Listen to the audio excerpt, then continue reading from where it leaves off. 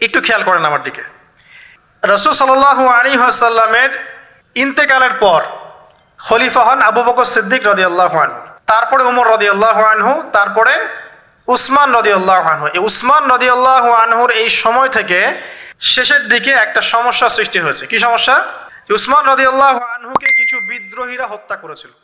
একটু বোঝার চেষ্টা করেন, ইতিহাস পড়তে কিন্তু অনেক সময় লাগে, আমি খুব অল্প সময় আপনাকে শেখাচ্ছি। উসমান রাদিয়াল্লাহু আনহুকে হত্যা করেছিল কিছু বিদ্রোহী, ঠিক আছে? যিনি নবী সাল্লাল্লাহু আলাইহি ওয়াসাল্লামের জামাই, দুইজন মেয়েকে বিয়ে করেছেন, জিন্নুরাইন, তাকে হত্যা করেছে কিছু বিদ্রোহী। এরপরে খেলাফতের দায়িত্বে আসেন আলী রাদিয়াল্লাহু আনহু। কে আসেন? আলী রাদিয়াল্লাহু আনহু। আলী রাদিয়াল্লাহু আনহু দায়িত্ব নেন এই মক্কা মদিনা এই জায়গাটুকুর উপরে। তার হাতে সাহাবায়ে কেরাম বায়াত করেন। কিন্তু ওই দিক বলতে বোঝাচ্ছি সিরিয়া, শামের দিকে, সেদিকের গভর্নর ছিলেন মুয়াবিয়া রাদিয়াল্লাহু আনহু। কি নাম? মুয়াবিয়া রাদিয়াল্লাহু আনহু। তিনিও কিন্তু একজন বড় মাপের সাহাবী, ঠিক আছে? তো মুয়াবিয়া রাদিয়াল্লাহু আনহু সেখানে নিজে সেখানকার খেলাফতের দাবি করেন। আলী রাদিয়াল্লাহু আনহুর হাতে বায়াত তিনি করেননি। আলী রাদিয়াল্লাহু আনহুকে বারবার একটা বিষয়ের চাপ দেওয়া হচ্ছিল যে ওসমান রাদিয়াল্লাহু আনহু শাহাদাতের আগে বিচার করতে হবে, হত্যাকারীর বিচার করতে হবে। তো এখানে একটা দ্বন্দ্ব, মানে একটা পলিটিক্যাল দ্বন্দ্ব সৃষ্টি হলো। ওইদিকে মুয়াবিয়া রাদিয়াল্লাহু আনহু তিনি খেলাফতের দাবিদার হয়ে উঠলেন, এদিকে সাহাবায়ে কেরাম সহ অনেকেই আলী রাদিয়াল্লাহু আনহুর কাছে বায়াত করলেন। তো এর ফলশ্রুতিতে দেখা যায় আলী রাদিয়াল্লাহু আনহু তার রাজধানীটাকে কুফায় নিয়ে যান, ইরাকের কুফায়। তো ইহুদিদের ইন্ধনের ফলে এক পর্যায়ে দেখা যায় যে আলী রাদিয়াল্লাহু আনহুর এক পক্ষ এবং একদিকে মুয়াবিয়া রাদিয়াল্লাহু আনহুর এক পক্ষ, তারা একটা মানে অনাকাঙ্ক্ষিত যুদ্ধের দিকে চলে যান, ঠিক আছে? এই যুদ্ধটাকে বলা হয় সিফফিনের যুদ্ধ। কিসের যুদ্ধ? সিফফিনের যুদ্ধ। এটা সংঘটিত হয়েছে 37 হিজরিতে। কত হিজরি? 37। এর আগের বছর আবার উটের যুদ্ধ হয়েছে, জঙ্গে জামাল। তারপরের বছর এই সিফফিনের যুদ্ধ। সিফফিনের যুদ্ধে আলী রাদিয়াল্লাহু আনহু বিজয় লাভ করেই ফেলেছিলেন। এই সময় মুয়াবিয়া রাদিয়াল্লাহু আনহুর দলের মধ্যে আমর ইবনে আস রাদিয়াল্লাহু আনহু তিনি বলছেন যে কোরআন ফয়সালা করবে। কোরআন ফয়সালা করবে, এটাকে কেন্দ্র করে একটা তৃতীয় পক্ষ নির্ধারণ করা হয়, যেটাকে আমরা সালেস বলি। যে মুয়াবিয়া রাদিয়াল্লাহু আনহুর পক্ষে একজন, তার নাম আমর ইবনে আস রাদিয়াল্লাহু আনহু, এবং আলী রাদিয়াল্লাহু আনহুর পক্ষে একজন, তার নাম হচ্ছে আবু মুসা আশআরী রাদিয়াল্লাহু আনহু। তারা গিয়ে একটা তৃতীয় পক্ষ করে মীমাংসা করতে চাচ্ছেন যে আমরা কেউ যুদ্ধ চাই না, আমরা ভাই ভাই, আমরা সবাই মুসলিম উম্মার ঐক্যের খাতিরে এখানে একটা সলিউশনে আসবো। তো সলিউশনে একটা আশা হচ্ছিল যে ঠিক আছে, উভয়েই পদত্যাগ করবে, নতুন খলিফা নেওয়া হবে, ঠিক আছে? তো এরকম একটা কথা চলছিল। কিন্তু মুয়াবিয়া রাদিয়াল্লাহু আনহু তিনি তার যে মানে দাবি, এটা ছাড়তে চাচ্ছেন না। এইদিকে আলী রাদিয়াল্লাহু আনহু দলের মধ্যে কিছু মানুষ, প্রায় 12,000, তারা এই দল থেকে বের হয়ে গেল যে আমরা আলীকেও মানি না রাদিয়াল্লাহু আনহু, মুয়াবিয়াকেও মানি না রাদিয়াল্লাহু আনহু, এই আমর ইবনে আসকেও মানি না রাদিয়াল্লাহু আনহু, এবং এই আবু মুসা আশআরী তাকেও মানি না, আমরা কাউকেই মানি না। এবং এদেরকে বলা হয় খারেজি। কি বলা হয়? খারেজি। তারা এইখান থেকে দল থেকে বের হয়ে গেলেন। শুধু তাই না, তারা ফতোয়াও দিল যে আলী এবং মুয়াবিয়া এবং আমর ইবনে আস, আবু মুসা আশআরী সবাই কাফের, নাউজুবিল্লাহ।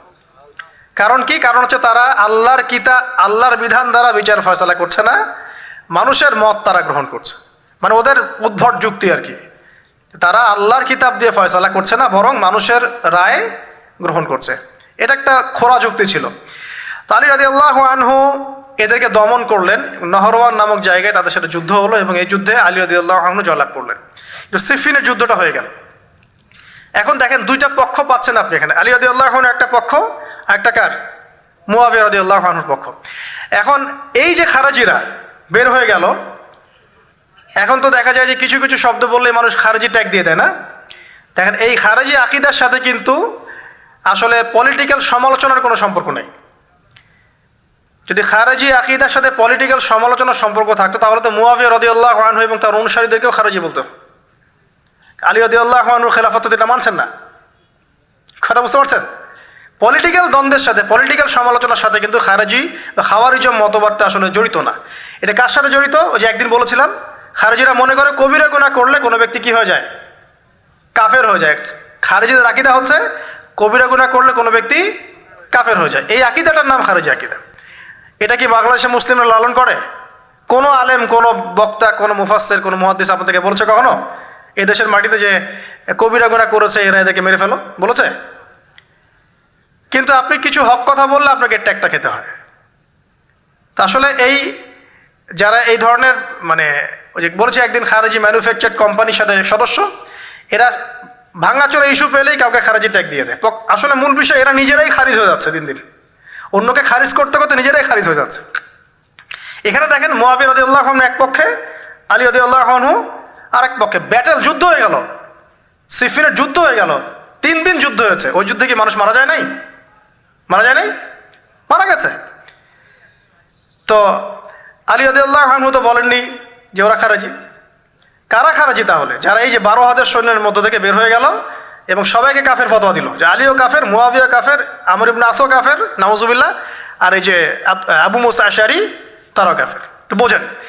এরপর তারা যখন বের হয়ে গেল, আলী রাদিয়াল্লাহু আনহু তাদেরকে হত্যা করলেন, তাদের সাথে যুদ্ধ করলেন। কিন্তু এদের কিছু কিছু মানুষ বেঁচে ছিল। এরা একটা প্ল্যান করলো। কি প্ল্যান করলো? যে আমরা চোরাগুপ্তা হামলা চালিয়ে এই 4 জনের সবাইকে হত্যা করে ফেলবো। কথা বুঝতে পারছেন? 4 জন একই দিনে প্ল্যান করলো। রমজান মাসের 17 তারিখ। কত তারিখ? রমজান মাসের 17 তারিখ। ওইটা সম্ভবত 40 হিজরি। কত হিজরি? সিফিনের যুদ্ধ হচ্ছে 37 হিজরিতে, এটা হচ্ছে কত হিজরি? 40, 3 বছর পর এরা প্ল্যান করলো। এখনকার ওই যে পশ্চিমা গোলকধাঁধায় পড়া কিছু মানুষ যারা কিছু জঙ্গি সংগঠনের নাম লেখা প্ল্যান করে যে হঠাৎ সুইসাইড বোম মারবো, আছে না? এরকম একটা প্ল্যান করলো যে আমরা প্ল্যান করলাম এই 4 জনকে আমরা একদিনে উড়িয়ে দেবো, মেরে দেবো। এবং সেই প্ল্যান মোতাবেক তারা কাজ করলো। কাজ করে ঘাপটি মেরে বসে থাকলো। আলী রাদিয়াল্লাহু আনহু ফজরের নামাজে যাচ্ছেন, আব্দুর রহমান বিন মুলজিম নামে এক ব্যক্তি আলী রাদিয়াল্লাহু আনহুকে পুরো তরোয়াল দিয়ে আঘাত করে হত্যা করে ফেলল। ইন্না লিল্লাহি ওয়া ইন্না ইলাইহি রাজিউন। কাকে হত্যা করলো? নবী সাল্লাল্লাহু আলাইহি ওয়াসাল্লামের মেয়ের জামাইকে। চিন্তা করতে পারেন? যিনি প্রতিটা যুদ্ধে নবী সাল্লাল্লাহু আলাইহি ওয়াসাল্লামের সাথে ছিলেন, তাকে বলল যে সে কাফের হয়ে গেছে। আর যে হত্যা করেছে আব্দুর রহমান বিন মুলজিম, সে হত্যা করার পরে আল্লাহ শুকরিয়া আদায় করেছে, নাউজুবিল্লাহ। সে বলেছিল যে আমি আল্লাহ শুকরিয়া আদায় করছি যে আল্লাহ আমার হাতে একজন পথভ্রষ্ট মানুষকে মারলেন, নাউজুবিল্লাহ। চিন্তা করতে পারেন? ওইদিকে মুআবিয়া রাদিয়াল্লাহু আনহুকে মারার প্ল্যান করা হয়েছে সিরিয়ায়, কিন্তু উনি ওই দিন ফজরের নামাজে যান নাই, যেতে পারেন না, অসুস্থ ছিলেন। উনি গিয়েছেন, উনাকে আঘাত করা হয়েছে, কিন্তু আঘাতটা তার মানে শরীরের সেই জায়গায় লাগে নাই যেখানে লাগলে তিনি মারা যেতে পারতেন। তিনি আহত হয়েছেন, পরবর্তীতে চিকিৎসা করে সুস্থ হয়ে গেছেন। আর এদিকে আমর ইবনে আস এবং আব্দুর রহমান বিন আবু মুসা আশআরী, তাদের উপরে হামলা হয়েছে। আমর ইবনে আসের জায়গায় আরেকজন সাহাবী গিয়েছেন নামাজ পড়তে, তিনি ডেড। মানে তাদের উদ্দেশ্য সফল হয়েছে এই জায়গায় যে আলী রাদিয়াল্লাহু আনহুকে হত্যা করা হয়েছে। তো এখন আলী রাদিয়াল্লাহু আনহু যখন নিহত হয়ে গেলেন, তাহলে কে থাকলো এখন? মুআবিয়া রাদিয়াল্লাহু আনহু। আচ্ছা, আলী রাদিয়াল্লাহু আনহু চলে যাওয়ার পরে তার সন্তান হাসান রাদিয়াল্লাহু আনহু, কি নাম? হাসান রাদিয়াল্লাহু আনহুর হাতে সাহাবায়ে কেরামের অনেকেই বায়াত করলেন, মানে তাকে খেলাফতের দায়িত্ব দিলেন। তো এবার তিনিও কুফায়, রাজধানী, এখানে তিনি আছেন, এবং কুফাবাসী তাকে মানে প্রলুব্ধ করছে কিছু কিছু মানুষ যে আপনার উচিত মুআবিয়া রাদিয়াল্লাহু আনহুর সাথে যুদ্ধ করা, ঠিক আছে? কিন্তু হাসান রাদিয়াল্লাহু আনহু সেই কাজটা করলেন না। তিনি বলেন না, আমি মুসলিমদের মধ্যে দ্বন্দ্ব চাই না, বরং আল্লাহর নবী একটা ভবিষ্যৎবাণী করেছিলেন সাল্লাল্লাহু আলাইহি ওয়াসাল্লাম যে আমার এই নাতি হাসান মুসলিমদের বড় ফিতনার সমাধান করে দিবে। সুবহানাল্লাহ, কথা বুঝতে পারছেন? তো হাসান রাদিয়াল্লাহু আনহু তখন কি করলেন? নিজে তার যে এই যে দায়িত্ব, খেলাফতের দায়িত্ব, তিনি মুআবিয়া রাদিয়াল্লাহু আনহুর হাতে ছেড়ে দিলেন। সুবহানাল্লাহ, তিনি নিজে পদত্যাগ করলেন। ঠিক আছে, আমার ক্ষমতার দরকার নাই, মুসলিমরা আপোষে মারামারি কাটাকাটি থেকে রক্ষা পাক। কিছু শর্ত ছিল ওই চুক্তির মধ্যে, যে মুআবিয়া রাদিয়াল্লাহু আনহু যে কাজই করবেন সুরাভিত্তিক করতে হবে, হ্যাঁ, আহলে বাইতদেরকে সম্মান করতে হবে, ভাতা নির্ধারণ করতে হবে, এরকম কিছু শর্ত ছিল, ঠিক আছে? তো মুআবিয়া রাদিয়াল্লাহু আনহু মেনে নিলেন। এবার কিন্তু সারা মুসলিম জাহানের কে খলিফা হলেন? কি নাম বলেন? মুআবিয়া রাদিয়াল্লাহু আনহু। এবং এরপর তিনি একাধারে 20 বছর খেলাফতের দায়িত্ব পালন করেছেন। কত বছর?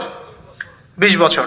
40 হিজরিতে এই যে আলী রাদিয়াল্লাহু আনহু মারা যান, আর 20 বছর খেলাফতের দায়িত্ব পালন করেন কে?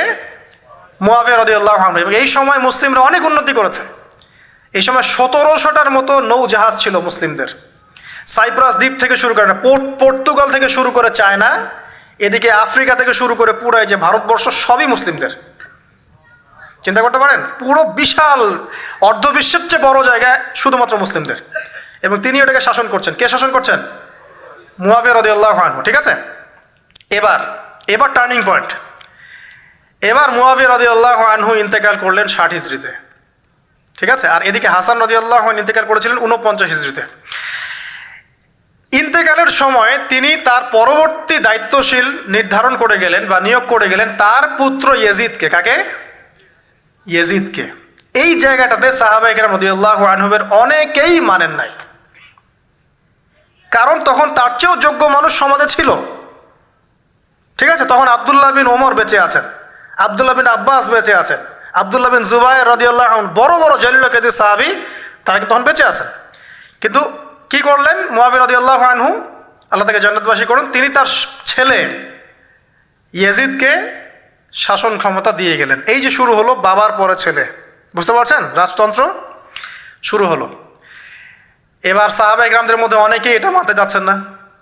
যারা মানতে চাচ্ছেন না তাদের মধ্যে আছেন আব্দুল্লাহ বিন ওমর রাদিয়াল্লাহু আনহুর ছেলে, আছেন আব্দুল্লাহ বিন আব্বাস রাইসুল মুফাসসিরিন, আছেন আব্দুল্লাহ বিন জুবায়ের বিন আওয়াম রাদিয়াল্লাহু আনহুর ছেলে। এরকম বড় বড় সাহাবী, এবং তারা মক্কা মদিনায়। তো আচ্ছা, এখন এই সাহাবীদেরকে কি আমরা খারিজি বলবো?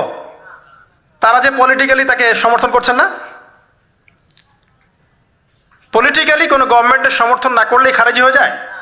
যদি কেউ বলে আরব বিশ্বের সব যত নেতা আছে এদের মধ্যে অনেকেই ইসরায়েলের সাথে আতাত করেছে, সে কি খারিজি হয়ে যাবে?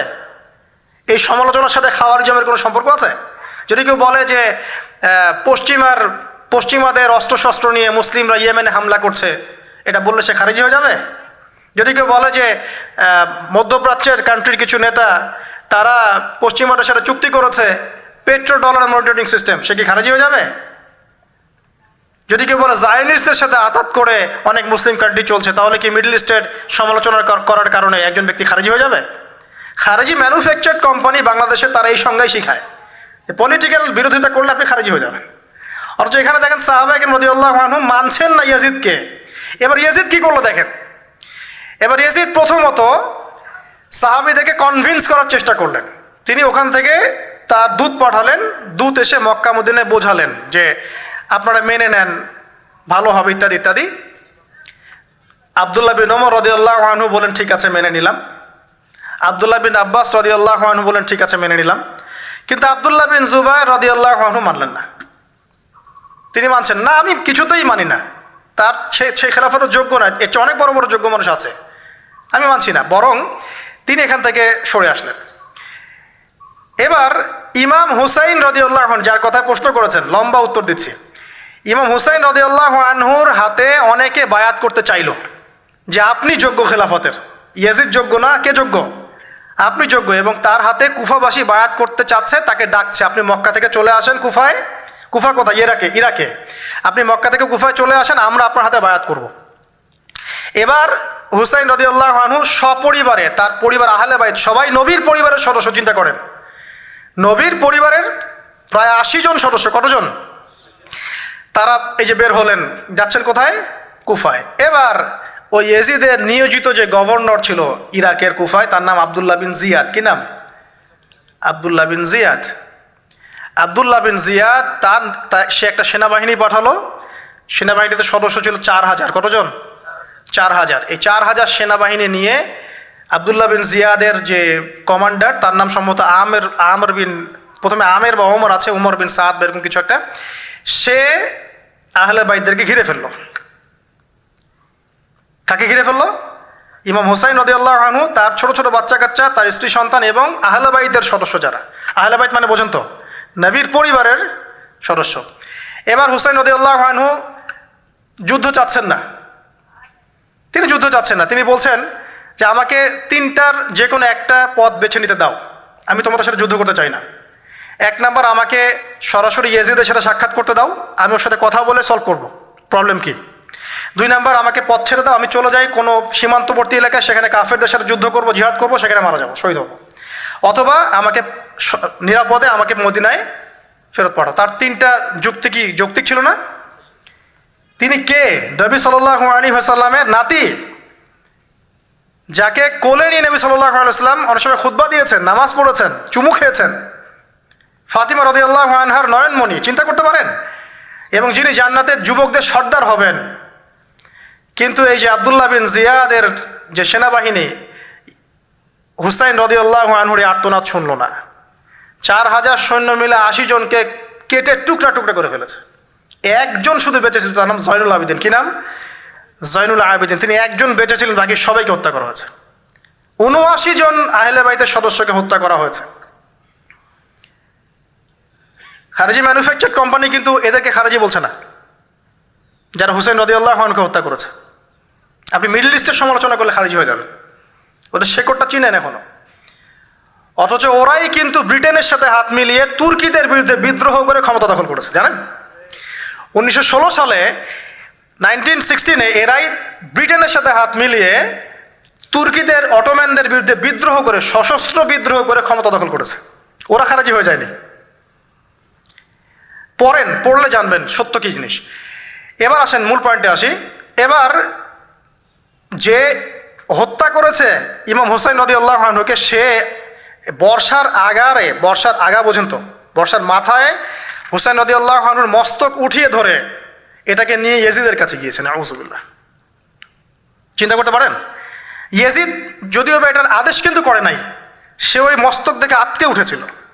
এটা তুমি কি করছো? আমি তো এটা করতে তোমাকে বলি নাই, কিন্তু ওবায়দুল্লাহ বিন জিয়াদ এই কাজটা করেছে। এখানে আমরা ইয়েজিদকে নিষ্পাপ বলতে পারি না, বিকজ একজন শাসকের আন্ডারে যখন কোনো ক্রাইম হবে, এর একটা দায়ভার তো তার উপর পড়বেই। যদি এটা মেনে নেই যে সেখানে টেকনোলজি ছিল না, অনেক দূরের পথ, খবর পাওয়া যায় নাই, সেটা অন্য ইস্যু হতে পারে। কিন্তু পরের ঘটনাগুলো আমাদেরকে অন্যদিকে নিয়ে যাবে। মনে রাখেন, এই ঘটনাটা হৃদয় বিদারক। এটা হচ্ছে এই 10ই মুহররমের একটা হৃদয় বিদারক ঘটনা। এটা ঘটেছে কত সালে? 62 হিজরিতে। কত হিজরিতে? 62 হিজরিতে। 62 বা 61 আর কি।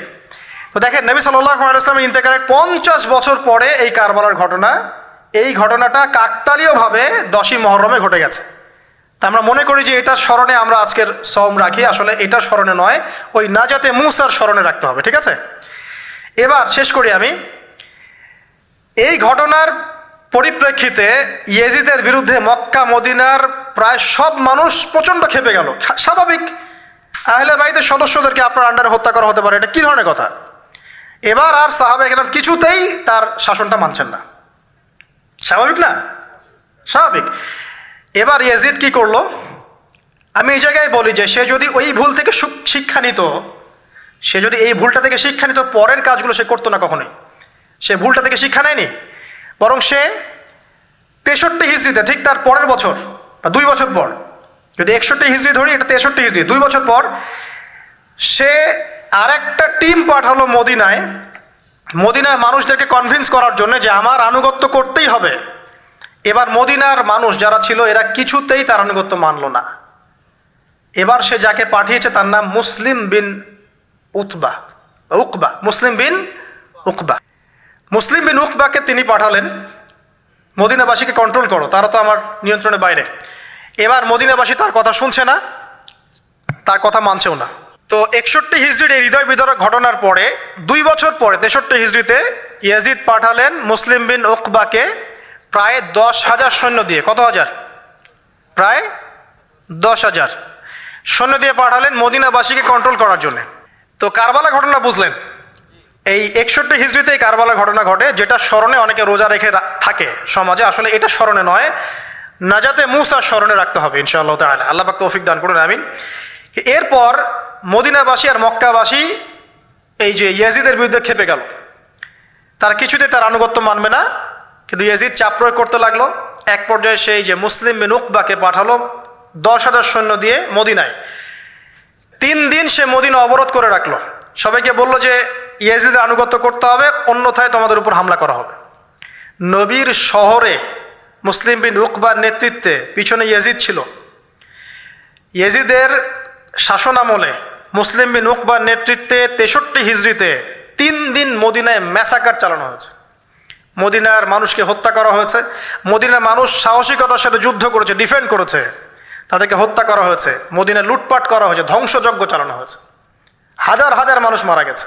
এখন আমাকে বলেন, এই যে মদিনার যে মানুষগুলো এই মুসলিম বিন উকবার সেনাবাহিনীর বিরুদ্ধে দাঁড়িয়েছিল, এরা কি খারেজি ছিল? ওরা শাসকের বিরুদ্ধে যুদ্ধ করলো? উত্তর দেন। এই খারেজি ম্যানুফ্যাকচার কোম্পানিকে বলেন, উত্তর দিতে বলেন।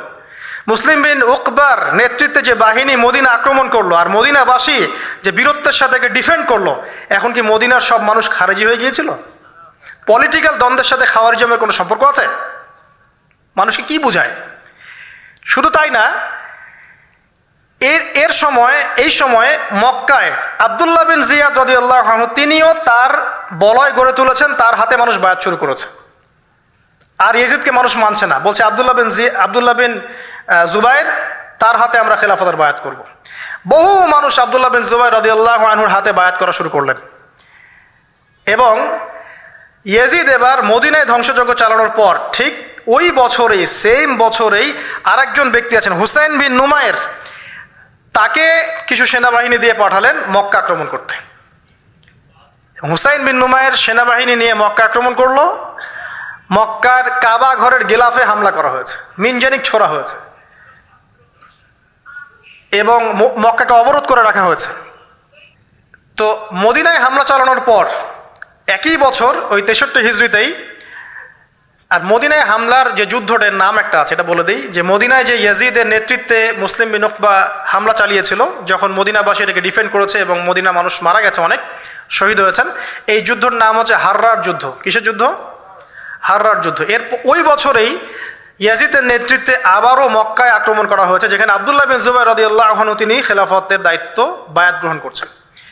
সেখানেও মিনজানিক চালানো হয়েছে, হামলা চালানো হয়েছে, মক্কার কাবা ঘরের দেয়ালে পর্যন্ত মিনজানিকের গোলা লেগেছিল। মানুষ জানেই না কাবা ঘরে হামলা হয়েছে। এখন আব্দুল্লাহ বিন জুবাইর রাদিয়াল্লাহু আনহু, যিনি এই অন্যায়ের প্রতিবাদ করছেন মক্কায়, তিনি কি খারাজি নাকি বীর? কোনটা? সুবহানাল্লাহ। এটা হক কথা বললে মানুষকে খারাজি বলে, আর চাটুকারিতা করলে এদেরকে বীর বলে। সুবহানাল্লাহ। আব্দুল্লাহ বিন জুবাইর রাদিয়াল্লাহু আনহু সেখানে তার হাতে মানুষ বায়াত নেওয়া শুরু করলো। তবে এই হুসাইন বিন নুমায়ের সেখানে তাকে হত্যা করতে পারে নাই, বরং সে ফিরে যায়, কারণ ওই বছরে ইয়েজিদ মারা গিয়েছে। এটা আল্লাহ পাকের ফয়সালা।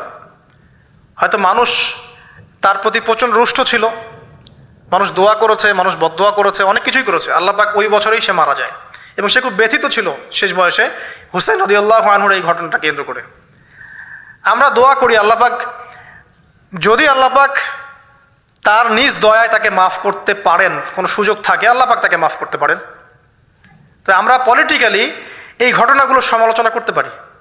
হুসাইন রাদিয়াল্লাহু আনহুর হত্যাকাণ্ড কোনো সাধারণ ঘটনা ছিল না, হাররার যুদ্ধ কোনো সাধারণ ঘটনা ছিল না, আব্দুল্লাহ বিন জুবাইর রাদিয়াল্লাহু আনহুকে মক্কায় আক্রমণ করা কোনো সাধারণ ঘটনা ছিল না। এরপরে আব্দুল মালিক বিন মারওয়ান যখন ক্ষমতায় আসেন, তার প্রায় 10 বছরের পরে, তখন হাজ্জাজ বিন ইউসুফের নেতৃত্বে আবারও এই মক্কায় হামলা হয়েছে। এর নাম শুনেছেন? হাজ্জাজ বিন ইউসুফ। এবার এই হামলাতে আব্দুল্লাহ বিন জুবাইর রাদিয়াল্লাহু আনহু এবং তার অনুসারীদেরকে সবাইকে শহীদ করা হয়েছে। হাজ্জাজ বিন ইউসুফের প্রতিরোধ করার সময় আব্দুল্লাহ বিন জুবাইর এবং তার সাহাবাই, তার সঙ্গী সাথী, তার কি খারেজি ছিলেন? আব্দুল্লাহ বিন জুবাইর রাদিয়াল্লাহু আনহুকে হত্যা করে রৌদ্রের মধ্যে তার লাশটা ঝুলিয়ে রাখা হয়েছে। আব্দুল্লাহ বিন জুবাইর কে আপনাকে বলি? আব্দুল্লাহ বিন জুবাইর রাদিয়াল্লাহু আনহু জুবাইর বিন আওয়াম রাদিয়াল্লাহু আনহুর ছেলে। জুবাইর বিন আওয়াম কে আপনাকে বলি? জুবাইর বিন আওয়াম হচ্ছেন জান্নাতের 10 জন সার্টিফিকেট প্রাপ্ত সাহাবীর একজন। আব্দুল্লাহ বিন জুবাইর আসমা বিনতে আবু বকর রাদিয়াল্লাহু আনহুর সন্তান। আসমা বিনতে আবু বকরকে আপনাকে জানাই, আসমা বিনতে আবু বকর হচ্ছেন আবু বকর সিদ্দিক রাদিয়াল্লাহু আনহুর মেয়ে। জুবাইর বিন আওয়াম এবং আসমা বিন আবু বকর রাদিয়াল্লাহু আনহু, তাদের সন্তান হচ্ছেন আব্দুল্লাহ বিন জুবাইর রাদিয়াল্লাহু আনহু, যাকে এভাবে হাজ্জাজ বিন ইউসুফের সময় হত্যা করা হয়েছে মক্কায়।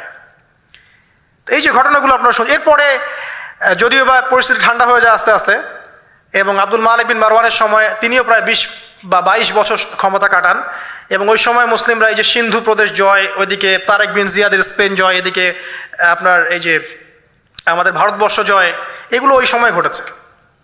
ঠিক আছে, ওইদিকে আমরা যাচ্ছি না। মূল যে জায়গাটা আপনাদেরকে আজকে বলতে চাচ্ছি সেটা হলো এই যে প্রথমত কারবালার বিয়োগান্তক ঘটনার সাথে এই 10ই মুহররমের সওমের কোনো সম্পর্ক নাই।